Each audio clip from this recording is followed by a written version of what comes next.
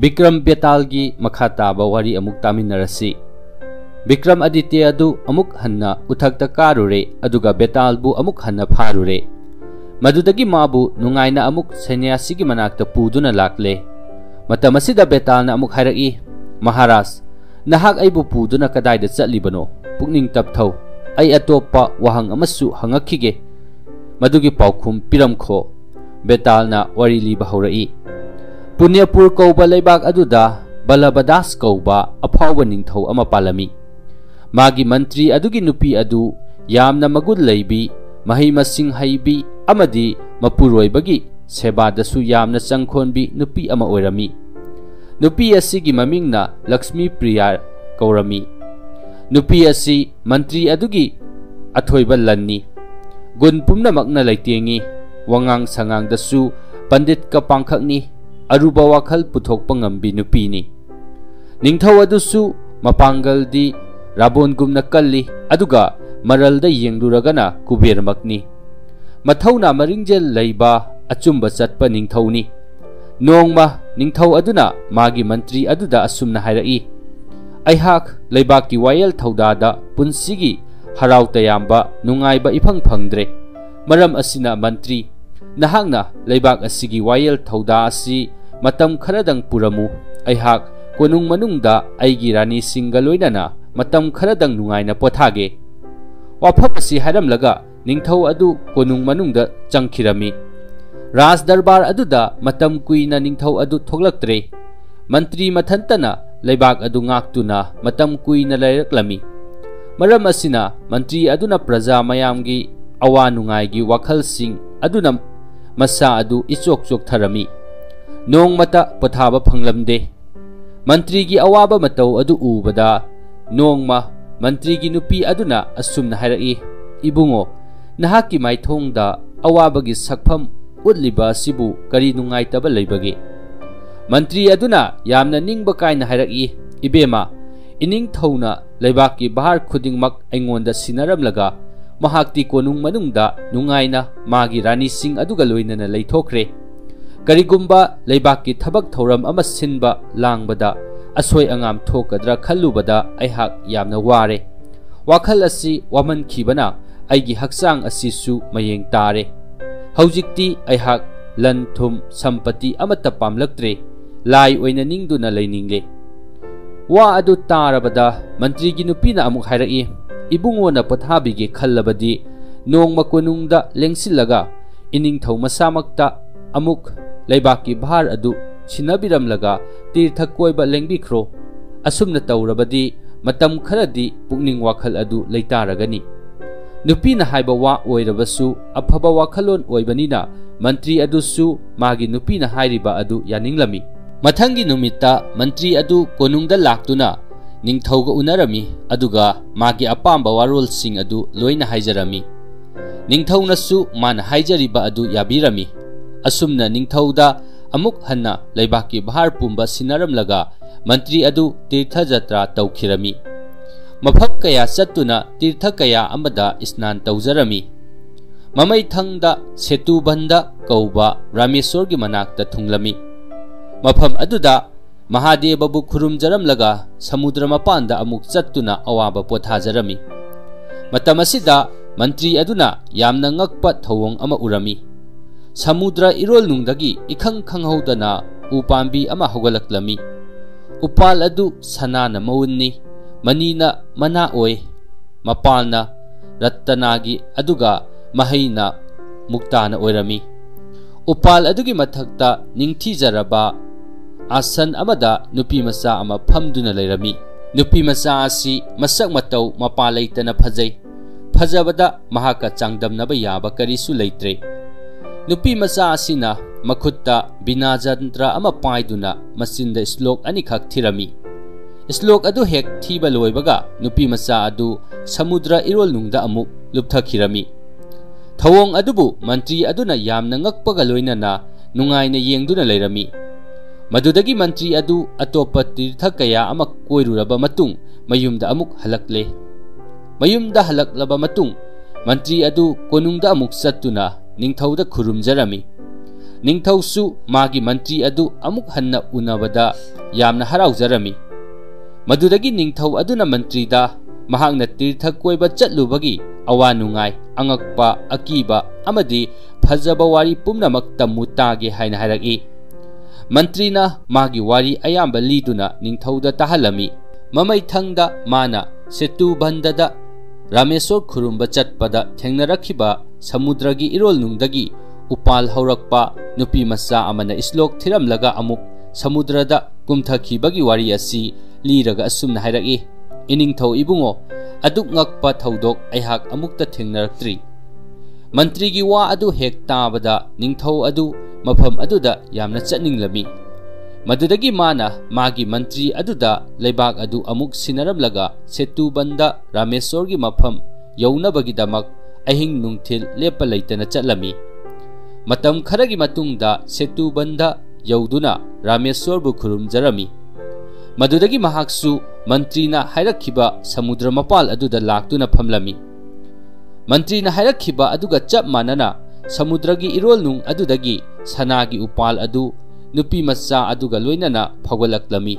ꯑꯗꯨꯒ ꯃꯥꯒꯤ ꯕꯤꯅꯥ ꯑꯗꯨ ꯄꯥꯏꯗꯨꯅ ꯏꯁꯂꯣꯛ ꯊꯤꯔꯛꯂꯝꯃꯤ꯫ ꯑꯣꯟꯊꯣꯛꯄꯒꯤ ꯃꯇꯧꯅꯤ꯫ ꯃꯁꯛ ꯃꯇꯧ ꯆꯪꯈꯣꯟꯅ ꯐꯖꯔꯕꯤ, ꯆꯨꯡ ꯐꯤꯔꯥꯜ ꯆꯥꯔꯕꯤ ꯅꯨꯄꯤ ꯑꯗꯨ ꯍꯦꯛ ꯎꯔꯨꯕ ꯃꯤꯀꯨꯞ ꯑꯗꯨꯃꯛꯇꯗ ꯅꯤꯡꯊꯧ ꯑꯗꯨ ꯒ꯭ꯌꯥꯟ ꯃꯥꯡꯈ꯭ꯔꯦ꯫ ꯏꯁ꯭ꯋꯔꯒꯤ ꯅꯣꯡꯗꯝ ꯑꯉꯛꯄꯅꯤ꯫ ꯈꯪꯍꯧꯗꯅ ꯎꯄꯥꯜ ꯑꯗꯨ ꯅꯤꯡꯊꯧꯅ ꯂꯩꯔꯤꯕ ꯃꯅꯥꯛ ꯑꯗꯨ ꯇꯝꯅ ꯆꯪꯁꯤꯜꯂꯛꯂꯝꯃꯤ꯫ ꯃꯗꯨ ꯎꯕꯗ ꯅꯤꯡꯊꯧ ꯑꯗꯨ ꯋꯥꯈꯜ ꯏꯇꯧ ꯇꯧꯕ ꯅꯪꯗꯅ ꯎꯄꯥꯜ ꯑꯗꯨꯗ ꯀꯥꯈꯠꯈ꯭ꯔꯦ꯫ ꯅꯤꯡꯊꯧꯅ ꯍꯦꯛ ꯀꯥꯕꯒ ꯎꯄꯥꯜ ꯑꯗꯨ ꯏꯔꯣꯜꯅꯨꯡꯗ ꯑꯃꯨꯛ ꯂꯨꯞꯊꯈꯤꯔꯝꯃꯤ, ꯑꯗꯨꯒ ꯄꯇꯥ ꯂꯩꯕꯥꯛ ꯇꯥꯟꯅ ꯆꯪꯈꯤꯔꯝꯃꯤ꯫ ꯅꯨꯄꯤ ꯃꯆꯥ ꯑꯗꯨꯅ ꯃꯇꯧ ꯑꯁꯨꯝ ꯇꯧꯅ ꯍꯔꯥꯎꯅ ꯅꯤꯡꯊꯧ ꯑꯗꯨꯕꯨ ꯄꯨꯗꯨꯅ ꯆꯠꯈꯤꯔꯝꯃꯤ꯫ ꯃꯐꯝ ꯑꯗꯨꯗꯒꯤ ꯈꯔ ꯆꯠꯂꯒ ꯁꯅꯥ ꯉꯥꯛꯇꯅ ꯁꯥꯕ ꯀꯣꯅꯨꯡ ꯑꯃ ꯌꯧꯔꯝꯃꯤ꯫ ꯀꯣꯅꯨꯡ ꯑꯗꯨ ꯃꯅꯤ ꯃꯨꯛꯇꯥꯒꯤ ꯃꯉꯥꯜ ꯃꯌꯥꯝꯅ ꯅꯨꯃꯤꯠ ꯊꯥ ꯊꯣꯛꯄꯒꯨꯝꯅ ꯇꯧꯔꯝꯃꯤ꯫ ꯂꯩꯕꯥꯛ ꯑꯗꯨ ꯌꯧꯔꯕ ꯃꯇꯝ ꯑꯗꯨꯗ ꯅꯨꯄꯤ ꯃꯆꯥ ꯑꯗꯨꯅ ꯅꯤꯡꯊꯧ ꯑꯗꯨꯗ ꯍꯥꯏꯖꯔꯛꯏ, ꯑꯩꯒꯤ ꯅꯥꯛꯇ ꯂꯥꯛꯄꯤꯔꯤꯕ ꯏꯕꯨꯡꯉꯣ, ꯅꯍꯥꯛꯄꯨ ꯀꯅꯥꯅꯣ? ꯀꯔꯤ ꯃꯔꯝ ꯂꯩꯗꯨꯅ ꯑꯩꯒꯤ ꯏꯅꯥꯛꯇ ꯂꯥꯛꯄꯅꯣ? ꯃꯔꯝ ꯑꯗꯨ ꯇꯁꯦꯡꯅ ꯍꯥꯏꯕꯤꯌꯨ꯫ ꯃꯇꯝ ꯑꯁꯤꯗ ꯅꯤꯡꯊꯧ ꯑꯗꯨꯅ, 이베마, ꯑꯩꯍꯥꯛ ꯁꯪꯁꯥꯔꯒꯤ ꯃꯌꯥ ꯁꯃꯨꯗ꯭ꯔꯗ ꯇꯥꯎꯔꯕ ꯍꯔꯥꯎ ꯇꯌꯥꯝꯕ ꯄꯥꯝꯖꯕ ꯅꯨꯄꯥ ꯑꯃꯅꯤ꯫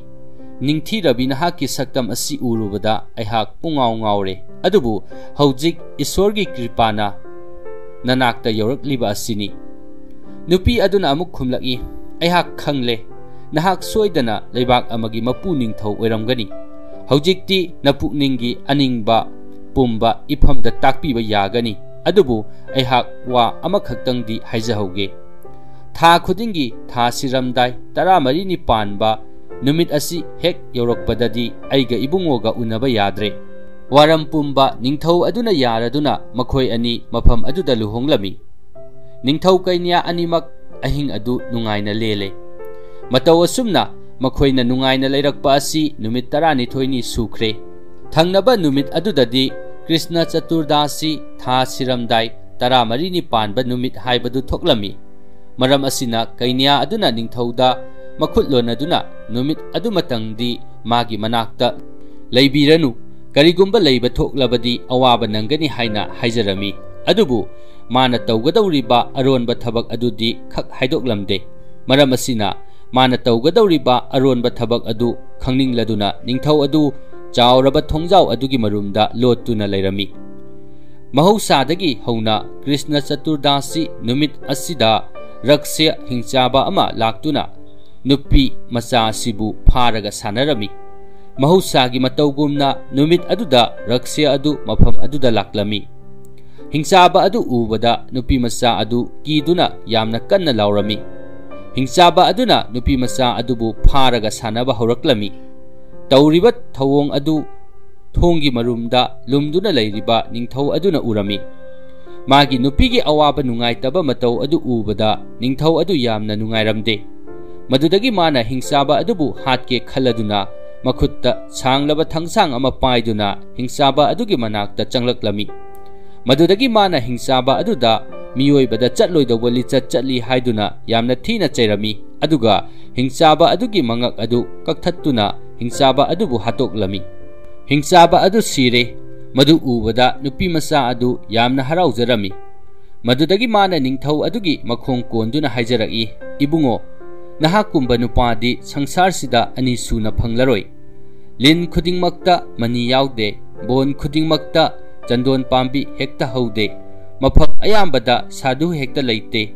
samu mayak khudingmak mukta sienba ngak natte, adubu ibungo nahakti nupa maraktagi atangmani. Matam asida ningthau aduna hairaki, ibema nahakpu asengba kanano, patal asida natomta lairiba na karigino, kanagi machano, aduga raksya asina nangonda ot nairiba asina karigino, asumba adu hayu. Madudagi nupi macha aduna khumlaki, aihak Gandharba ningolni, aigi imingna Sundari kawi, ipagi mamingna Chitadar kawi. Angang oiringaida aibu aigi ipana yamna luna tawbirami. Ipana aibu yamna nungsibiba maramna aina chadrabadi mahaksu kari amata chade, adubu nongmadi chak chaba matam oirabada aihakti kauduna ipagi manakta changludre. Aigi ipana aibu matam kuina ngaiduna leiramki. Madudagi mana sauduna aingonda sap ama pirakhi. Gandharbagi leibak aduda aihak leibada matik chadre. Patal leibakta chatlaga ai itomta leiruro, aduga tha khudingi Chaturdasi numit asida hingsaba ama laktuna aibu otlasanu haina sap asi pirakhi. Madudagi aina yamna thamoi sokna ipagi mafamda kari karam tawraga aigi sap asi kokani haina hangzaki. Maduda ipana amuk takpirakhi madudi hayengwai matam amada miyoi balaktagi athoiba ningthau ama aigi inakta lakani. Mahak laklaga hingsaba adu thangna mangakaktuna hatlagani. Numit aduda aigi awaba kokchau haina takpirakhi. Ipagi wahaising adu haujik ibungona thabak oina pangthokpire. Ibungona hakki thaujalna aigi sap kokre. Adubu karigumba wa amatang ibungoda hangatchaningi. Matam yamna kuire ipagi churon khurumjaraktaba, maram asina ipagi churon amuktang khurumjaramlaga ibungogi nakta amuk yamna thuna hanjarake. Haujik mafam asi thadoktuna chatlasi haina hairaki. Matam asida ningthau aduna ningthirabi ibema, nangna hairiba wafam adu matik chade. Nahak haujik aigi konungda hana chatkadabani, aduga nangi napagi nanakta amuk kona chatsi haina hairaki. Ningthaugi wafam adu nupi macha aduna yarami. Madudagi nupi macha aduna magi akrasani bidya adu sijinaduna khudak adumaktada ningthaugi konung aduda yoraklami. Nupi macha adugi masak matau phajaba amadi chung phiral charaba phibam murti adu ubada konungda leiramliba mipum khudingmakki thamoi sumhatkirami. Kana amana laigi machani hainai, kana amana Gandharbani hainasu sonai, aduga kanagumba kharanasu mini hainasu hainarami. Asumna ningthauna konungda tekta kaidana thunglabada praja pumnamak nungainarami. Ningthau adusu phajaraba nupi ama phangbadagi haraukiduna konungda adumak leithokirami. Matam kuina Raj Darbar aduda lengthorakhidre. Matam kharagi matungda nupi macha adu mapamda chaninglakhlami. Maram asina mana magi mabungon ningthau aduda mapagi manakta chachage haiduna yathang nijarami. Magi nupina hairiba adu ningthau adunasu yabirami. Adubu nupi macha aduna magi akrasani mantra adu kauthokirami. Maram asina nupi macha asi mapamda chatpa phanglamde. Mahak yamna mathwai wajarami. Magi nungaitaba mawong matau adu ubada ningthau aduna kari tawrabage haina hanglami. Matam aduda nupi aduna magi mantra adu kaukre haina hairami. Nupi macha adugi wa adu tabada ningthau adudi hainingai leitana nungairami. Maram asina mana leibak aduda amuk hanna yaiphamangol pirami. Leibak sinba thungna harau kumhai pangthoklami. Brahman Vaisya singda sana lupa kayasu dan tawthoklami. Harau kumhai na konung adu pumnin nilami. Adubu mayamna harau ringai matam aduda mantri adudi konung manung aduda matomta tana thinjinduna sijarami. Mantri sire haiba pau tabada ningthau adu mathwai wana kaplami. Mantrigi matik magun amadi magi mabudi marausing adu ningsinglaga ningthau adu henna ningamdaba poklami. Matam asida Betalna Vikram Aditya da hanglaki. Maharaj Nupi masa aduna magi mantra adu ningsingba thoktriba karigino aduga mantri aduna mathanta sijariba asina karigino asumba maram ta'u. Bikram Adityana khumlaki nupi masa adu matam kuina migi marakta leire migi chinjak saduna miyoibagi wakhal ngakta khanduna leire masina maram oiraga magi mantra adu kawkhibani aduga atopa amana amuk ningthirabi Gandharvagi ningol adu phangbadagi ningthau aduna leibaki wayel thauda tawkhidre nongmata Raj Darbarda thoglakidre nupigi wakhalda tawduna leikhre ningthauna prajagi awa ana ubidaba masagi nungaibana prajagi awaba oihanbagi matau adu ubadagi mantri adu hinninglakraduna sijakhibani wa adu hek tabaga betal uthakta amuk kakhirami ningthausu amuk uthakta kaduna betalbo pharaga putharakle aduga sainyasigi maikairomda puduna amuk lakle masida betalna amuk hairaki Maharaj nangna aibu hanna phaduna puriba karigino aduk phattaba sainyasi aduna haiba wabu nangna afaba wani khaliba karigino aihak wahang amagasu hange munataw mamangaida Churapur kauba leibak aduda Churamani kauba ningthau ama palami ningthau asi dan dharma taubada Karnaga pangkhakni napal taubadana Duryodhanaga pangkhakni aduga langi mahai masingdana Bhismaga changdamnarami ningthau asigi Raj Purohit ama leirami hairiba Raj Purohit asigi masanupa Devaswami kauba ama leirami Brahman masa asi mahimasing shastrada pandit oirami maral mathumsu kubergumna paiduna leirami masak matau phajabadasu kam haiba lai aduga pangkhak oirami hairiba Brahman masa asi yamna masak matau phajabi nupi amaga luhonglami nupi masa asisu aduki matik hainingai leitana phajarami hek yengbada mipum khudingmaki pukning sumhatlami phatabada mapa leitraba nupa amagi phajakhrabi nupi ama luhongduna lauba asida makhoigi nungaiba adu changdamnafam leiramde kabigi kalpanana makhoigi nungaibagi chang adu yauna iba ngambagi pangal sakti leiramde Brahman matai manaw ani adu mikup ama phawba thadoknaramde nonganbadagi numit taba phawba thabak amatta sudaba makai nok kheduna harau nungaiduna ta leirami Isorgi khujin thaurang angakpani nongma kalen thagi ahing amada nupi aduna mapuroibada haijaragi ngasidi yamna samankhibana isa asi omchaknare humangna hakchang asi punglupluple ngaihak hangchit langba oina dolan mathakta potharusi makhoi ani harauna dolan mathakta kakhallaktuna nungaina hangchit langduna leirami ahing nongjai chabuk yausillaklami Purnima thajagi mangalna mafam adu pungan ngalami nami banungsitna liri humlakpada makhoi ani nungaiman khraduna ngaihak potharambadagi tumthokkirami thoidok hendokna phajarabi nupi aduna mafi marol amatta yaudana tumduna leiriba adu sundrangda paiduna leiriba Gandharva amana urami madudagi Gandharva aduna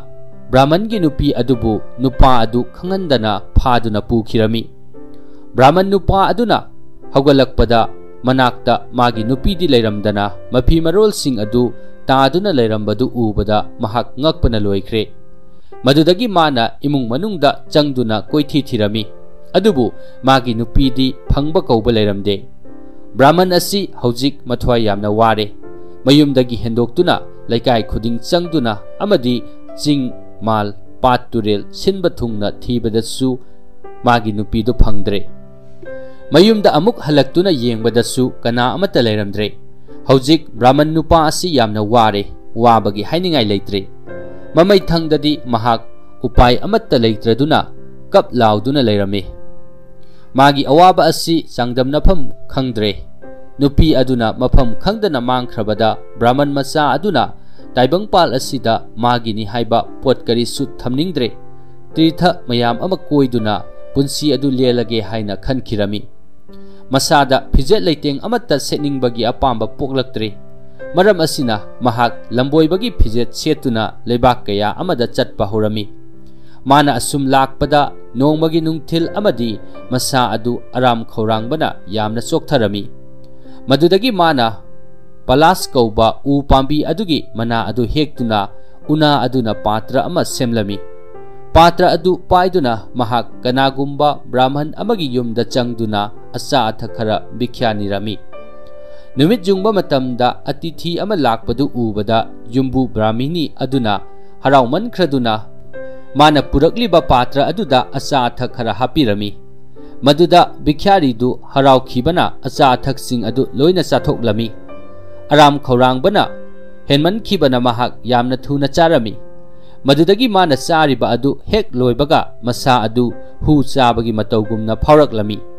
madu hek phaurakpaga nupa adu brahmini adugi manakta laki aduga hairaki matik sadraba ingonda hu pijariba asi karigino aihak hojikti siba tare brahman adugi wahai sing adu tabada brahmani adu ngakpana loikhre wa masjid amata ngangdana tuminna leptuna leirami matam adumaktada maraibakta tamlakpadagi brahman bikyari adu brahmini adugi minmang maktada mathwai thakirami tauriba thawong adu yumbu brahman nupa aduna uraduna sauna magi nupi aduda hairaki nupi nangna phattaba thabak asi karigi tauribano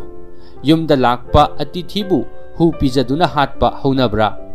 nahak hojikti brahman hatpagi pap adu nasada leire maram asina nahak aigi yum asida leiba yararoi haiduna brahmani adubu yum adudagi tanthokirami matang asida betal na hanglaki maram piduna hayu maharaj hojik bikyari brahman adu hatpagi pap asi kanana pugani matam asida adityana khumlaki bikyari adu magi mapunsi adu loiduna sijakhrabani karigumba mana patra sariba una aduda lingi mahu tahauba soidana oiramgani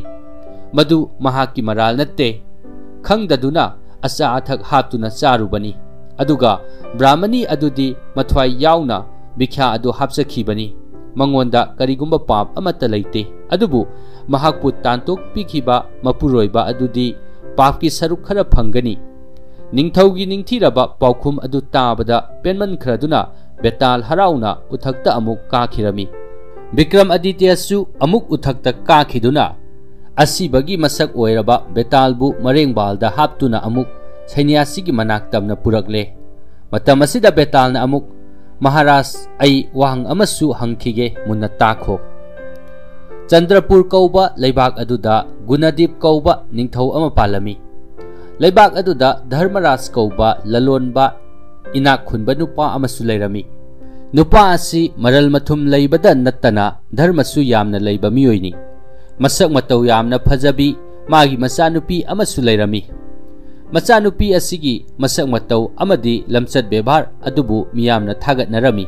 adubu matik chaba bor ama phangdabadagi machanupi asi mayum pandana leirami kana kana gumba haiba laklabasu mahangna pamdi haiduna yaramde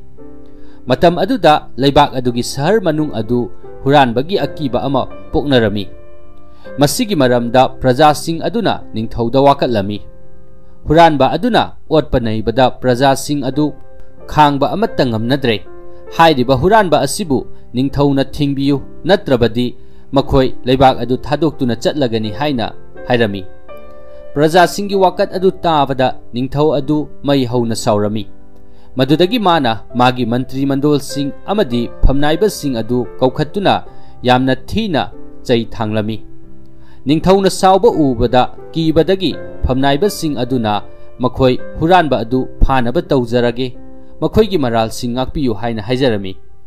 madudagi ningthaugi phamnaiba sing amadi manai sing adu sahargi leirak khulak singda changduna huranba adu thirami adubu makhoi kana amattana huranba adubudi phaba ngamlamde numit kayani changna huranba adu thibadasu kana amattana huranba adubu phanglamde madudagi makhoi upai leitraduna ningthaugi manakta laktuna makhoina huranba adu thiba phangdre haina haijarami makhoigi wadu tabada ningthauna sauduna makhoidi lebaki mantri mandol amadi phamnaiba sing oibada matik chade haiduna yamna thina amuk chaibirami aduga handakti huranba adu ningthau masamangna thiduna phagani haina praja miyamda lauthoklami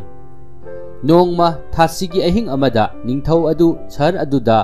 Mitcham अमगी मतौगुमना मतोमता थोरक्लमी अदुगा हुरानबा अदु फारगे खल्लदुना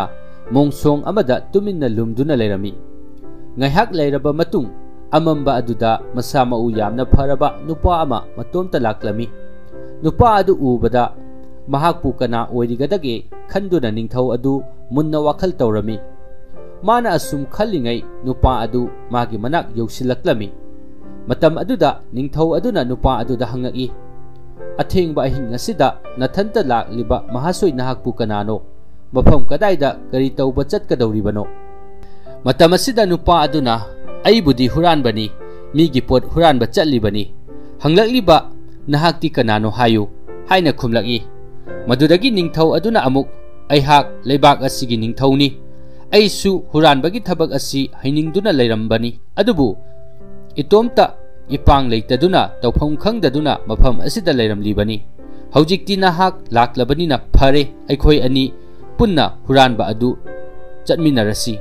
haina ningthau aduna hairaki ningthauna hairiba wafam aduda huranba adu su yaraduna makhoi ani sahar manung aduda huranba changlaklami mafam adudagi khara chatlaga inak kairak khunba dukandar amagi mayumda changduna yum aduda leiramba sana lupa amadi likkon sing adu huranduna puthoraklami madudagi makhoi ani sahar adugi wangmada amuk laklami khara chatlaga makhoi ani umang amada amuk changlaklami umang adugi mayai adumaktada surungi thong ama leirami thong adu hangdoktuna huranba nupa aduna ningthau adubu puduna changkhirami thong adudagi khara changsillaga angakpa phangna phajakhraba kunung ama leirami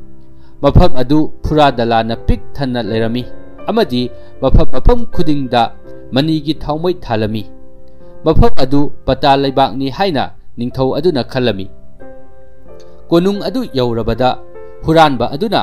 ningthaubu konung adugi mapanda thanamlaga mahangna huralakpa potchai sing adu puduna konung manungda changkhirami ningthau matomta wakhal tawduna mapanda lehawi ngahak leiraba matung huranba nupa adugi manai amakhak thabak ama chatnabagi damak mapalda thoklaklami mapalda leptuna leiriba ningthau adubu ubada yamna nungai tabagi mawong udladuna ningthau aduda maharaj nahak huranbagi jaga asida lakliba karigino haujik huranba adu thoklaklaga maharaj pu soidana hatlagani haina hairaki nupa adugi wadu tabada ningthau adu mipaiba pokladuna mafam adudagi chen khiba yaba lambi khara takpiyu haiduna nupa aduda haijarami minai aduna aronba lambi ama ningthauda takpirami lambi adu phauduna lakpana ningthau adu mamai thangda magi konung aduda yauraklami ahing adu haukhiduna mathangi numitta raj darbarda miyam sunatilami matamasida ngarang numidang mapot hukhiba dukandar adu laktuna ningthauda wakatlami aduga huranba sing adubu phaba ngamdrabadi mahak leibak aduda leijararoi haina haijarami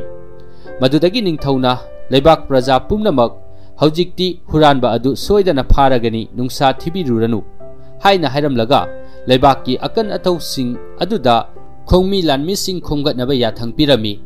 madudagi ningthau aduna magi akan athau sing amadi khongmi lanmi sing adu puduna huranba aduna leiriba umang adu tamna laklami umang adugi mayai adumaktada leiriba surungi thong adu mayamda taklami aduga hairiba thong adugi manungda angakpa kaya ama leiribani thong adu yankhaiduna changlasi haina ningthauna hairami madudagi khongmi lanmi mayam aduna thong adubu thugaiduna makhoi loinamak surung adugi manungda changlaklami surung manungi oiramliba phibam sing aduda mayam punamak loina ngaklami khara chatlaba matung huranba aduna leiriba mafam adu yauraklami miyam lakbagi manil adu tabada huranba adu sauman khraduna makhutta thangsang ama paiduna jongi dutna asiba loba lakpagumna chenthoraklami mamit ani adu uru leiduna yengi aduga makha chiktuna leibakta makhongna thilami huranba adugi matau adu urubada mamang tharamba lanmi sing adu khulai thadoktuna chenakhirami matau adu ubada ningthauna lauduna hairaki leibak masasa huranba nipa adu thoglaliba nupa aduni mahakpu mayam changduna phau matamasida huranba aduna nakhoi mayam nathwai mangningdrabadi chenkhro aduga sininglagana aigi nakta law haina lauraki asumna ningthau amadi huranba anidu amana amabu launaraklami tanja asida ningthaugi senapati aduna huranba nupa adubu phage haiduna chensilaklami huranba amadi senapati ani adu amaga konaduna namnaraklami huranba adugi pangalna kanba herman khibana senapati adubu paiduna langthoraklami asumna huranba asina ningthaugi sagol samu amadi khongmi lanmi kaya ama matomtana hatpa horaklami tauriba matau asi mamangai gi matamda arjunna ningthau lakha ama mayuknaduna lanthengnaba aduga changdamnabamak yarami huranba adugi mawong adu urubada ningthau amadi angam athausing khanaduna mamangai gi matamda kaurap tengol changduna abhimanyu hatpagum amuktada nupa chama changduna huranba adubu pharami madudagi huranba adubu thaurina makhong makhutsing adu chetna punsilami huranba adu karisu tauba ngamkhidre huranba adu pharabada ningthau adu harauna joy dhani lauduna konungda halaklami konung yauraklabada ningthau aduna magi mantri sing aduda huranba adubu tana lengduna halu haina yathang pithoraklami ningthaugi yathang phanglabada mantri sing aduna huranba adubu mihat pung tamna puraklami huranba hatka daure haiba paw asi tabadagi leibak ki miyam pumba huranba adubu hatpa yengba laknarami matam asimaktada ina khunba nupa adugi masa nupi adusu kumhai adu yengi haiduna yumgi dolal mathak aduda leirami huranba adu lambida asum purakpada ina khunba nupa adugi masa nupi aduga hek michanarure huranba adu hek uruba mikuk adumaktada nupi aduna magi matik saba bordi mahaktani haina khankhirami maram asina huranba nupa adubu magi mapuroiba oirage khalladuna mapagi manakta yamna thunamak laktuna haijarakhi ipai bungo aige khwaidagi matik saba bordi ningthauna phaduna hatkani haina purakliba nipa asitani aihak mangonda luhongduna leige khanjakhre maram asina ningthaugi manakta chatpiduna sana lupa matik chana piraga huranba asibu thaduk hanbiyu aduga mahakpu mafam asida pubirau masanupigi wa adu tabada mapa adu ngakpana loikhre maram asina mana hairiba wa adu matik sadaba wani haiganu haina themjinbirami ipa ibungo nahangna nupa asibu pubiraktrabadi nasadi soidana siragani aina hairiba asi asengbani nupa asina sirabadi ehaksu soidana siragani haina masanupina amuk hairagi masanupigi matau aduda mapa adu yamna wakhre adubu masagi maraibak yenglage khalladuna ningthaugi manakta laklami masanupina haiba wafam sing adu ningthauda loina tamjarami aduga makha taraduna amuk hairagi karigumba iningthauna yabirabadi sanasu ronda sana mohor lak ama nupa asigi mamal oina kachage haina haijarami nupa adugi wa adu hek tabaga huranba nupa adu yamna hauna noklaklami aduga ngaihak leiraga amuk hik launa kapthoraklami matamasida ningthau aduna ina khunba nupa aduda hairaki mahajon nahangna karigumba apamba potsak ama nibada aina yadaba leiroi adubu handaki huranba nupa asidi thadokpa yadre haina hairamlaga yamna thunamak huranba nupa adu tana thinduna hatkirami huranba sibagi paw asi taraduna nupi masa aduna mapada haijaraki ipai bungo nasagi laibakta isorna asum thoku haiduna tamkhramale aigi pukningna huranba nupa adubu ipuroiba oige haina khanjakhre dharmagi mijengdadi nupa adu aigi ipuroiba oirabani maram asina mahak sikhrbanina aihaksu siba tabani hojik aibu kana amatana thingba ngamlaroi aihak thorang pumba tauba loire mapa adu waman khibana khawri charam adu phunkhre wa ngangba thokidre adubu masagi ningliba adu thingba ngamlaroi khalladuna magi apamba adu tawro haina hairami mapa masagi wari singasi lebak pumba sinba thungna khangnarami madudagi yamlaba miyam sing ama nupi masa adu sibagi kumhai adu yengba laklami matam aduda huranba nupa adusu tadagi lauthoklaga sanskar taunabagi damak pukhirami Mapuroiba siraga maki nupi suloinana poloiba haibasi makhoigi leibak adugi chanabi oirami. Huranba adu mafam aduda poloiduna mai thaba horaklami. Matam aduda nupi macha adu mafam aduda laktuna poloibagi semliba chita aduda tarelak koiraga chongsinduna sinabagi thorang tawraklami. Matam aduda ikhang khangaudana nongthaktagi laigi yathang ama lautharaklami. Nupi macha nahak siba yadri. Nahakti napuroiba ningbi mahasatini. Maram asina nangi puinyagi matengna napuroibani khalliba nupa asigi mathwai hingat halage. Aina hairiba thabaksing asi nahak haujik pangthou. Mongpham adugi manakta leiriba Bhadrakali mandir adudagi Devi gi charan amrita khara lauru aduga maduna asiba haksang aduda khikpiyu soidana nabungo adu hingalakani. Laigi yathang tabada nupi macha adu sige tawrambadagi harauna Devi gi manakta chen khirami aduga Devi gi charan amrita laurure aduga yamna thuna asiba haksang aduda khiklare.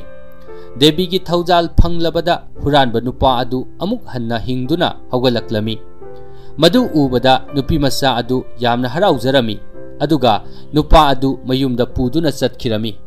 Matang asida Betalna Bikram Aditya da hanglai, Maharaj huranba nupa aduna nupi macha adugi mapana sana mohor lak ama pige mabu thadokpiyu haina ningthauda haijaba taraga mana nokriba adugi maram karino aduga amuk kapliba aduna maram karigino.